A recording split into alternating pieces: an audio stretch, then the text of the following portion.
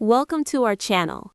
Today we're giving you a short, clear, and professional step-by-step guide on how to apply for Delta SkyMiles credit cards. Step 1. Check your credit score. Delta SkyMiles credit cards usually require good to excellent credit. Review your credit report and score before applying to ensure eligibility. Step 2. Choose the right Delta SkyMiles card.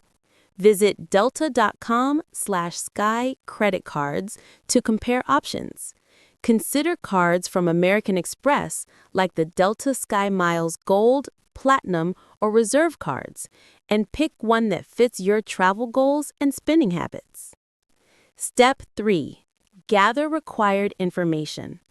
Prepare personal details, social security number, income information, and employment status. Accurate info speeds up the application process. Step 4. Apply online. Click the Apply Now button on the Delta or American Express website. Complete the application form and submit it electronically. Once submitted, you may receive an instant decision or be asked for additional information. Review the terms, annual fees, and rewards carefully. Step 6.